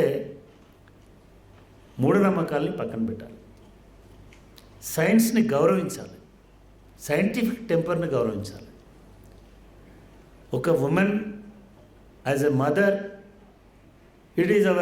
it is her duty to prepare food అనుకుంటే నీకు scientific temper ఉన్నట్టు కాదు. ఆడామే వంట చేయాలి, వంట చేయడం ఆడవాళ్ళ డ్యూటీ, పని చేయడం మగవాళ్ళ డ్యూటీ అని అనుకుంటే ఇట్ ఈస్ సైంటిఫిక్ కాదు, సైంటిఫిక్ టెంపర్ కాదు. ఎవడు చెప్పాడు వంట చేయడం ఆడవాళ్ళ డ్యూటీ, తినడం మగవాళ్ళ డ్యూటీ అని? Unfortunately there are certain beliefs and faiths in India which promoted that kind of superstitions in the name of traditions. The basic definition of or essence of science is questioning the existing forms. And then, if you don't question the existing form, you cannot really a scientific. So everything you have to question on the basis of two grounds. One is rationality and reasoning, which is ultimately reasoning. ఇది first time Indian social సిస్టమ్కి apply చేసింది doctor BR Ambedkar. ఆయన కంటే మొదలు scientific man, ఎవరైనా scientist in the country ఉన్నాడంటే, a person with scientific temper ఈ సొసైటీని మార్చాలనుకున్నది లార్డ్ బుద్ధ. గౌతమ బుద్ధుడు ఫస్ట్ టైం భారతదేశాన్ని లేదా దేశాన్ని, ప్రజలను, సమాజాన్ని ముఖ్యంగా సైంటిఫిక్గా డిఫైన్ చేసి సైన్స్ని ఈ దేశంలో ఎస్టాబ్లిష్ చేయడానికి క్వశ్చన్ని బేస్ చేసుకొని, రీజన్ బేస్ చేసుకొని, రేషనల్ థింకింగ్ని బేస్ చేసుకొని ఈ try to build a kind of civilization in this country. Ambedkar derived that kind of knowledge and that kind of essence from Buddha's philosophy and Buddha's teachings. He adopted that as a tool. He adopted that as a kind of basic character, and he started exploring the society and social relations. మన social రిలేషన్స్లో scientific temper లేకపోతే, rationality లేకపోతే, reasonable questioning లేకపోతే, discussion లేకపోతే, and new kind of exploring insights లేకపోతే human society అనేటువంటిది ఎట్టి పరిస్థితుల్లో ముందుకు పోదు అనేటువంటి విషయాన్ని నేను మీకు చెప్పదలుచుకున్నాను. మీరు సార్ ఒక మాట, ఒక ఎసెన్స్గా ఏం చెప్పారంటే, మీరు సైన్స్ను గుర్తించకపోతే ఈ దేశం అభివృద్ధి చెందదు.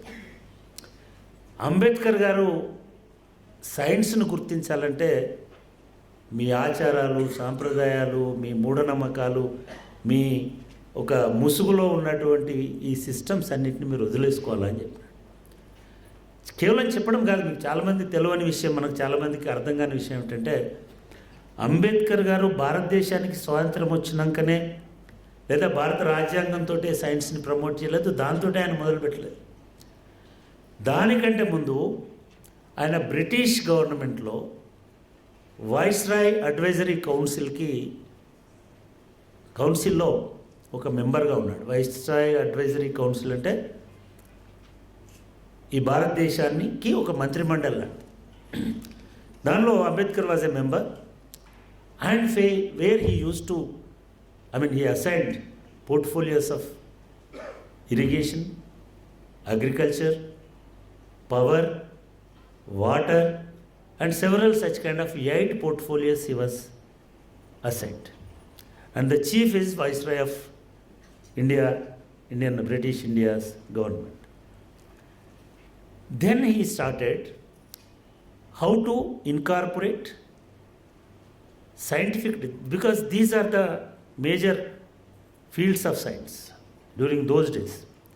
Agriculture was main area of science. Power is main area of science. Water also, unfortunately we don't recognize as water as a scientific element, but it's a core element of science.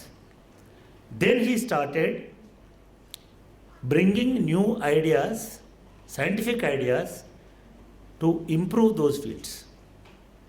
అగ్రికల్చర్లో ఇప్పుడున్న అకార్కి మూలమైనటువంటి scientific agriculture research is founded by Ambedkar. ఇవాళ water distribution, water based electricity, water transport and water related all technologies were formed during that period.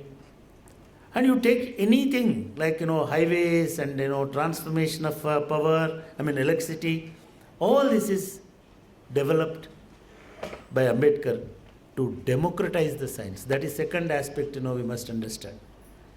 Science should not be monopolized. Suppose when vaccine is there, the scientists with their great efforts they are developing. ఇందాక ఎవరు చెప్పారు, మన Covid టైంలో మన హైదరాబాద్లో ఉన్నటువంటి చాలామంది సైంటిస్టులు they have contributed allot.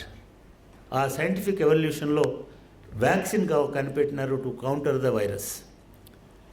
And literally if you don't democratise if you want democratise that vaccine accessible to every one, I think ఒక సగం మంది చనిపోయి ఉండేటువంటి వాళ్ళు ఇప్పటికే. But governments definitely they have taken a good decision to democratise that. Democratise means to accessible to every one. అట్లా అగ్రికల్చర్ని, వాటర్ని, పవర్ని, ఎలక్ట్రిసిటీని ఇతర టెక్నాలజీస్ని, అంటే ఓవరాల్గా సైన్స్లో ఉండేటువంటి అన్నిటినీ డెమోక్రటైజ్ చేసి జనాలకు అందించాలనే ఐడియాతోటి చాలా అంశాలని ఆయన తీసుకొచ్చినాడు. That is scientific aspect of doctor BR Ambedkar. And scientific temper of doctor BR Ambedkar ఏంటిది అని అంటే how to understand the human relations. Caste అని, లేకపోతే రిలీజియన్ అని, లేకపోతే ఇంకొకటి అని, ఇవన్నిటికీ చేస్తున్నప్పుడు ద సోకాల్డ్ ద ట్రెడిషన్స్, వాటికి ఒక బేసిస్ లేదు, సైంటిఫిక్ బేసిస్ లేదు. We are treating somebody as untouchable. You ask any scientist, why a human being treated and considered as untouchable? Where is the rationale for that? Or you ask anybody who preaches every day in over TVs or somewhere, no, we have to protect our caste and our caste is pride. Ask them what is the scientific basis for that. And somebody who is always says women should be subordinate to man. If somebody there in your family, maybe your father, your husband or your brother, you ask them what is the scientific basis for that. Ambedkar asked these questions around 75 years. Even he started questioning this even 100 years ago. And just not questioning, he constructed a kind of alternative based on the scientific temper. That's why, not only that, he tried to implement that kind of new order with his constitutional ideas. That's why Indian Constitution, in every aspect, tries to promote scientific temper.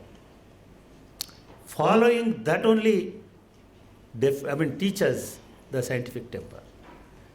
So I consider Ambedkar as a modern Indian scientist who really evolved a path to understand scientific approach and scientific temper in this country and in our human relations. That's why when I was, offering flowers, I suddenly, how Ambedkar is here, I thought, why? He fully deserved, because he is a person, through his writings, through his actions, and through his constitutional instruments, made our society to think scientifically and, disown the kind of, anti-scientific approaches, as sir said. Then only, as he rightly said, we respect the science. So in this direction, our university will certainly design some courses and programs. అది ఒకటే కాదు, just society అనేది open university తోటో లేకపోతే education తోటో మారుతుందని అనుకుంటే పొరపాటు. There are definitely చదువుకున్న వాళ్ళలో కూడా చాలామంది మూర్ఖులు ఉన్నారు, చదువుకున్న వాళ్ళలో కూడా చాలామంది సైంటిస్టులు ఉన్నారు. Don't think the class room teaching science is the science. వీళ్ళందరికీ సార్ చెప్పినట్టు అగ్రికల్చర్లో నాట్లు వేసేవాళ్ళు దీనికి ఇంకొక పాదుకు ఎంత దూరం ఉండాలని ఆలోచించే వాళ్ళకి ఎవరు సైంటిఫిక్ ఇది నేర్పించలేదు. కుండలు తయారు చేసేటువంటి వాడికి కుండలు ఇట్లా తయారు చేయాలి, కుండల బొమ్మలేసి ఈ రకంగానే డిజైన్ చేయాలి, మట్టిలో ఇంత కాంపోనెంట్ వాటర్, ఇవెవరు చెప్పలేదు. ఇట్లా చాలా సైన్స్ని ప్రజలు చెప్పినారు. ప్రజలు చాలా గొప్ప సైంటిస్టులు. మనం ఇవాళ కోల్గేట్ కనిపెట్టినటువంటి బెనెట్ కోల్మన్ వాడే సైంటిస్ట్ అని అనుకుంటున్నాం. పనులు తోమడానికి వాడే మనకు ఒక పెద్ద వజ్రాయుధం ఇచ్చినాడు అనుకుంటున్నాం. కానీ వేప పుల్ల కనిపెట్టినవాడు ఇంకా గొప్ప సైంటిస్ట్ కదా. వాడు ఎన్ని రకాల పుల్లలతో తోముకొని వాటితోటి పాయిజన్ అయిపోయి ఎంతమంది చనిపోయి చివరికి వేప పుల్లలో ఈ పనులను క్లీన్ చేసే లక్షణం ఉందని కనిపెట్టి ఉంటాడు కదా.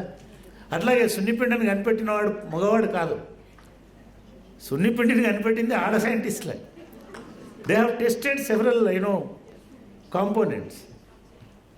ఏది రాసుకుంటే దేంతో రుద్దుకుంటే శుభ్రం అవుతుంది, ముఖం షైన్ అవుతుంది, లేకపోతే ఎటువంటి ఇబ్బంది ఇది లేకుండా ఉంటుందని ఎవరు కనిపెట్టినారు? మన మహిళా సైంటిస్టులే కనిపెట్టినారు. In fact they are real scientists.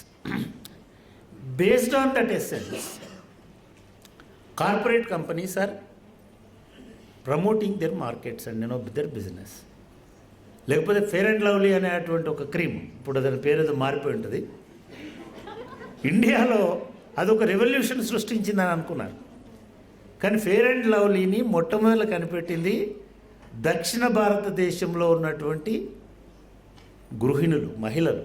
వాళ్ళ పిల్లలు అందంగా ఎట్లా కనబడాలి, తెల్లగా ఎట్లా కావాలి, ఎందుకంటే సౌత్ ఇండియన్ ద్రవిడియన్ ఫేసెస్ కొంచెం డిఫరెంట్గా ఉంటాయి అనేది తయారు చేస్తే దాన్ని మార్కెట్ చేసి నల్లగా ఉంటేనే పొరపాటు అదొక శాపం అనేది అటువంటి ఒక సూపర్స్టిషన్ని తీసుకొచ్చి నల్లవాళ్ళలో అందరి లోపల, నల్లవాళ్ళంటే బ్లాక్స్ కాదు, ద్రవిడియన్స్లో, మన వాళ్ళలో, తెలంగాణ ఆంధ్ర వాళ్ళలో, ఒరిస్సా వాళ్ళలో ఒక భయం క్రియేట్ చేసి అయ్యో నల్లగా ఉంటే కష్టమేమో అనేది క్రియేట్ చేసి ఓహో తెల్లబడాలంటే ఫెయిర్ అండ్ లవ్లీ కొనుక్కోవాలి.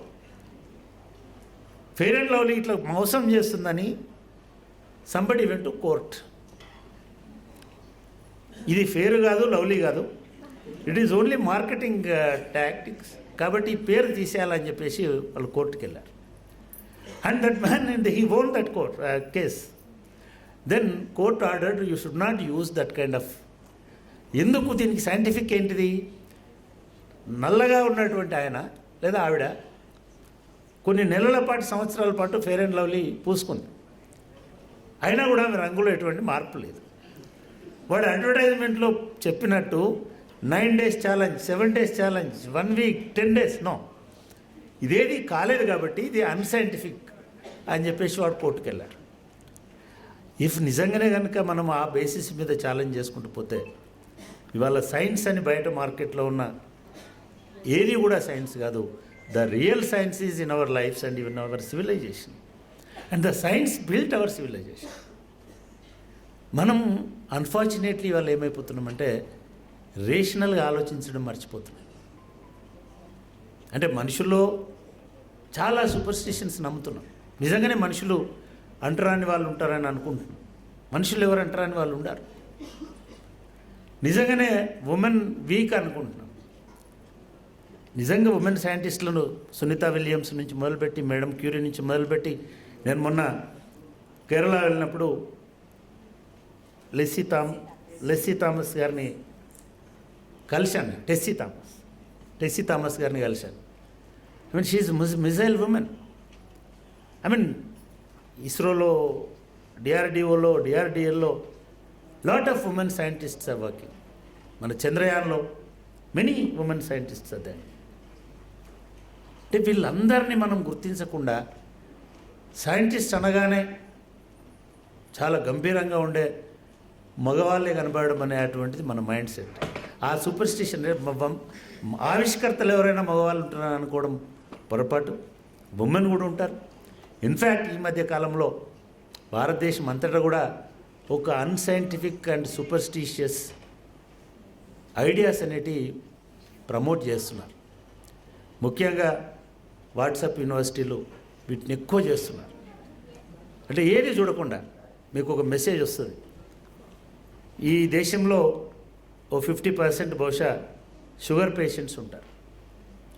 పొద్దున్న లేవగానే ఇది వస్తుంది, ముక్కిలా మూసుకొని ఇలా గాలి వదులుతానో, లేక పొద్దున్న లేచి రాత్రి నానబెట్టుకున్న ఏవో కందులో, మినుమలో, ఉలువలో, ఇంకేవో నోట్లో వేసుకొని కళ్ళు మూసుకుంటేనో ఇది తగ్గిపోతుంది అనేటువంటివి.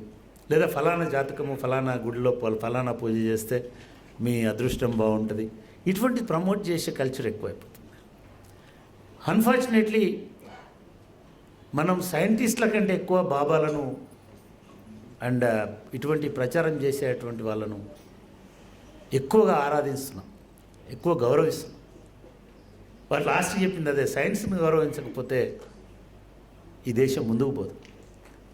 కాబట్టి why we are celebrating Science Day every year means not just to celebrate science, but also to promote scientific temper in the society. ఈ ఒక్కరోజు మనం సైంటిఫిక్ టెంపర్ ప్రమోట్ చేస్తే సరిపోదు. సొసైటీలో మనకు ఎదురవుతున్నటువంటి ప్రతిదాన్ని కూడా టెస్ట్ చేసి క్వశ్చన్ చేసి అది యూనివర్సల్గా టెస్టింగ్ నిలబడేటిదే అయితే నిజంగానే అంటరానితనం ఉమెన్లోనో లేదా ఒక కమ్యూనిటీలోనో ఉంటుంది అనుకుంటే మరి చైనాలో ఎందుకు లేదు, అమెరికాలో ఎందుకు లేదు, యూరోప్లో ఎందుకు లేదు? అక్కడ లేదు కదా ఇటువంటి ఆచారాలు. సో ఈ ఆచారాలు, సాంప్రదాయాలు, మూఢనమ్మకాలు, మత విశ్వాసాలు అన్సైంటిఫిక్గా ఉండేటి. You can believe, the religion, and you can have faith on any religion. That's not at all a problem. That also sometimes it supports you. But you have to question the unscientific aspects promoted by the people in the name of religion. And you have to question certain unscientific aspects promoted by our leaders in the name of rule and in the name of the law. That's why, ఇవన్నీ చేయకపోతే మనం scientific temper ఉన్నటువంటి వాళ్ళం కాదు. మనకు scientific temper లేకుండా science ఎంత promote అయినా దానివల్ల ఉపయోగం లేదు. Because as long as you won't welcome that kind of science and adapt that and implement that and practise that, there is no use.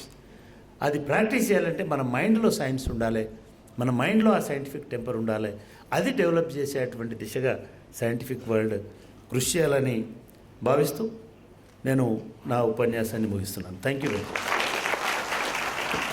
That the thought of Ambedkar, scientific temper and scientific promotion, what he has brought to the Indian Constitution, to our present generation of Science Day, to our young scientists, really is great and very beautifully you have conducted that, sir. Thank you very much. And also on behalf of the science faculty, I am very thankful for your support and encouragement always, not only for the science and also to other faculties too, to enhance the knowledge, to give to all the kind of disciplines from our university, sir. And also on this occasion, I thank our distinguished guest, Dr. Himanshu Pathak ji, for his for your support and also for your invitation to visit your institution, sir. Thank you very much. Definitely our young students here are very much motivated by your speech, and definitely we take these students to your organization and we will make a visit to your organization, sir. And let me tell you, sir, these are our MSc students, background from different faculties, sir. And I just asked them to prepare something for this Science Day, and they have come up with these wonderful ideas, and we have made one exhibition also next to this hall, sir. I also request you people to visit and encourage our students by visiting their innovations. Thank you very much once again, and I now request our science people to come on to the dais to felicitate our distinguished guest today.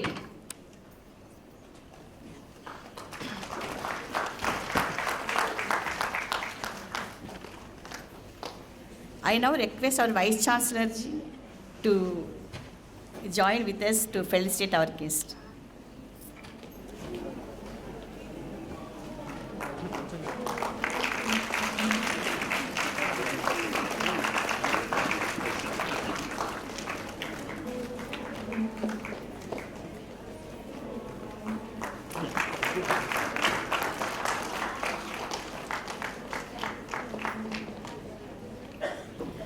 Before saying vote of thanks, there is some doubt from Professor Rajshekar Reddy.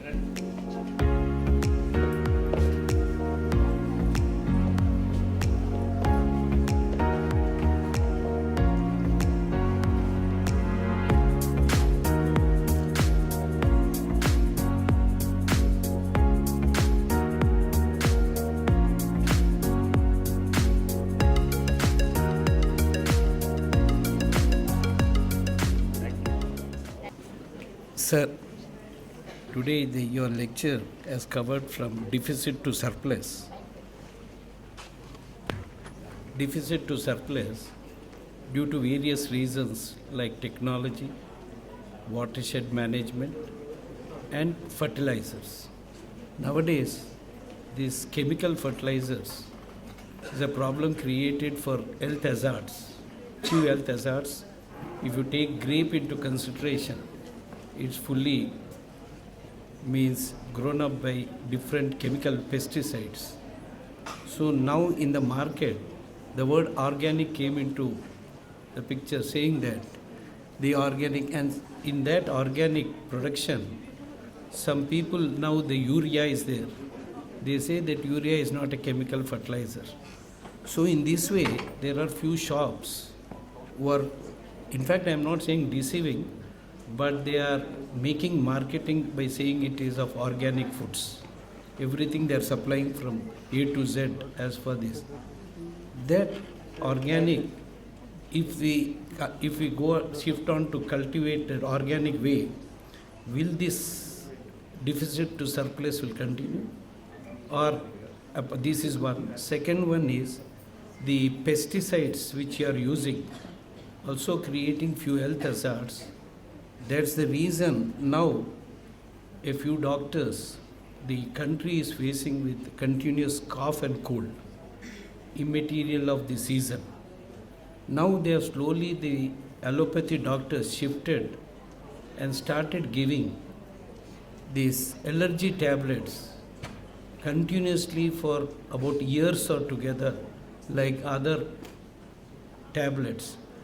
Is this the reason for that? Because as for the allergy is concerned, so far there is no clear-cut solutions.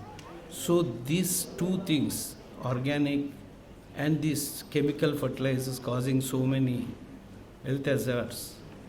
So will this continue? I want to get a clarification, this organic, way of shifting to organic. Thank you, sir.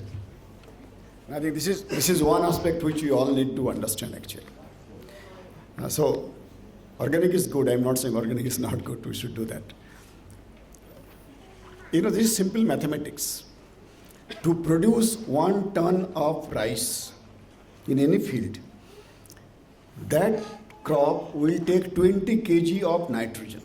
Without these elements, nothing is going to work. In our body also, nitrogen, phosphorus, potassium, micronutrients, these are all, so in crop also it is there.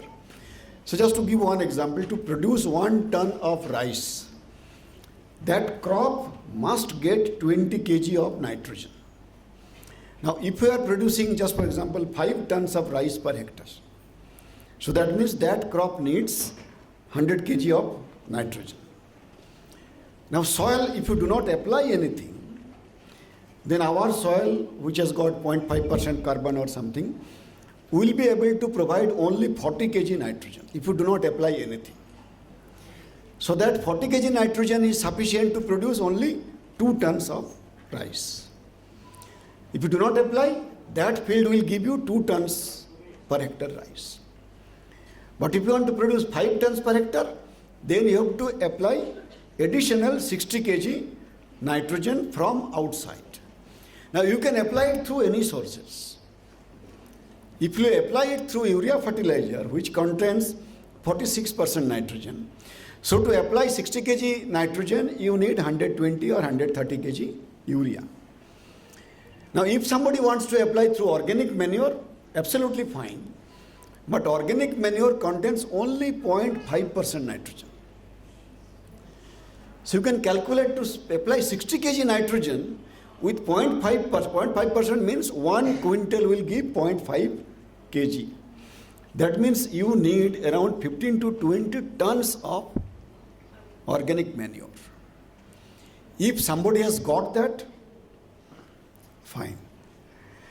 If you do not have, then you have to bring it from somewhere. Or if you are happy with 2 tons per hectare rice yield, then it is okay. But then with this much of population, 2 tons per hectare of rice is not going to feed the world. So what we say, that we should go for which we call as integrated nutrient management.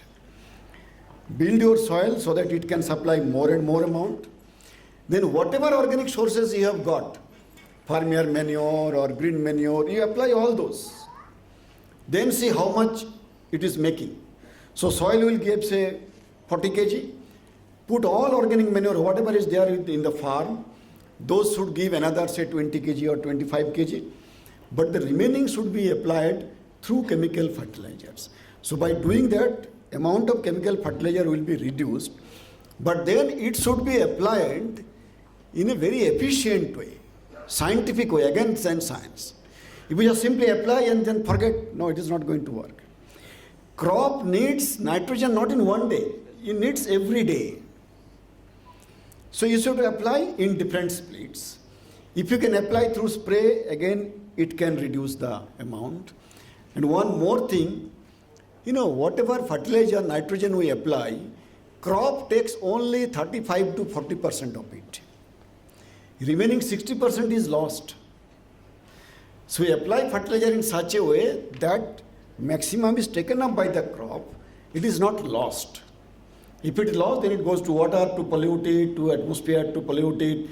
So application should also be scientific, calculation also should be scientific, and if you do this, then of course you are not going to pollute the environment, and you are also going to reduce chemical fertilizer, but going to get similar amount of yield. Now the problem is when some people, out of their not so good knowledge or understanding about the subject, or sometimes even do not care much because urea is very cheap fertilizer, it is not so costly. So you just apply. So then you create some kind of pollution. Fertilizer as such is not a major source of pollution. Urea or DAP is something. Major source of pollution is the pesticides, which we must keep control. And again, there is a specific recommendation of when to apply which chemical and something like that.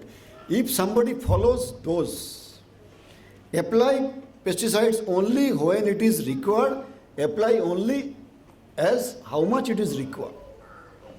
If you do not do that, then it is going to create pollution. So you have to make a balance that we should not be applying excess, we should be applying right chemical at right time, and chemical will be applied, particularly pesticides, only when it is absolutely necessary. Not that, okay, it is available, so go and just spray tomorrow. Most of the problems are something like that. And excessive use of fertilizer is also one issue, and as I said, 60% of that fertilizer is lost. So again, science comes. If we do it scientifically, if we know how much it is, when to apply, how to apply, and how best to apply, then the pollution will be drastically reduced, and of course your food production also will not be reduced. But otherwise, recent example of Sri Lanka all of a sudden decided to ban all chemical fertilizers. It banned, and within 1 year, food production reduced to 20%. And there was all chaos in the whole country. The president also had to, run away, and all those kinds of people were on the street because there was no food and something. So immediately within few months they had to. So we have to make a very balanced kind of. Scientifically, let us try to understand, and we should apply accordingly so that our food production also should continue or increase, and we also do not pollute the environment, do not cause any harm to the nature. This is what simple mathematics, simple science can do it. Thank you very much. Thank you. Thank you, sir. I now call upon Dr. Kumar for propose a formal vote of thanks. Good afternoon, one and all. As we conclude this enlightening event, I would like to express my gratitude on behalf of Faculty of Science to everyone who contributed making this event a great success. First and foremost, our heartfelt gratitude goes to our distinguished speaker, Dr. Himanshu Pathak, Director General of ICRISAT. Sir, thank you for your profound lecture on Agri Revolution, Shortage to Surplus with Science. Your expertise has given us a deeper understanding of how scientific intervention transformed our nation food security. And also, some of the key points, how Indian agriculture from ancient days to convert modern with techniques and green revolution by using high yielding crops. And also I can say on this occasion, in earlier days, the people would have died the lack of food.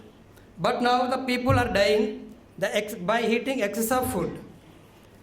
And we express our sincere thanks to our chief guest, Professor Ganta Chakrapani sir, our Honorable Vice Chancellor, Dr. B.R. Ambedkar Open University. Sir, we are immensely grateful for your inspiring address to gathering. Your visionary leadership and constant encouragement continue to inspire the academic community to strive for excellence. We would like to thank Professor Pushpa Chakrapani Madam, Director Academic and Dean Faculty of Science, for presiding over this function and for our insightful presidential remark. We are deeply grateful for your guidance in organizing this event and for your continued commitment to the Faculty of Science family. We extend our heartfelt thanks to Registrar Dr. L. Vijay Krishna Reddy sir for providing all administrative and financial support.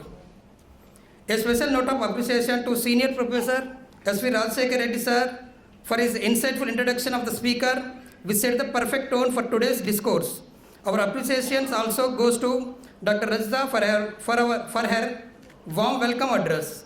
We extend our sincere gratitude to all branches, directors and deans and head of the department and all the faculty members for gracing this occasion, enriching the event with their presence. I also wish to thank organizing team, Faculty of Science, every member of the Faculty of Science family for collective and hard work are the reason we are celebrating such a successful day today.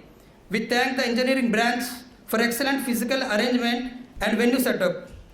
Our appreciation also goes to the EMR and RC technical team for providing flawless online technical assistance, ensuring our program reached our audience effectively. We also thank the entire university non-teaching staff who worked diligently to ensure everything runs smoothly. Last but not certainly least, a huge thank to our research scholar and student. You have attended here with immense zeal and interest, with patience. Your energy which makes this celebration meaningful. Finally, I invite you all to the science exhibition and poster presentation at the conference hall. The immediate following this session, please visit and support our young innovators. Thank you all.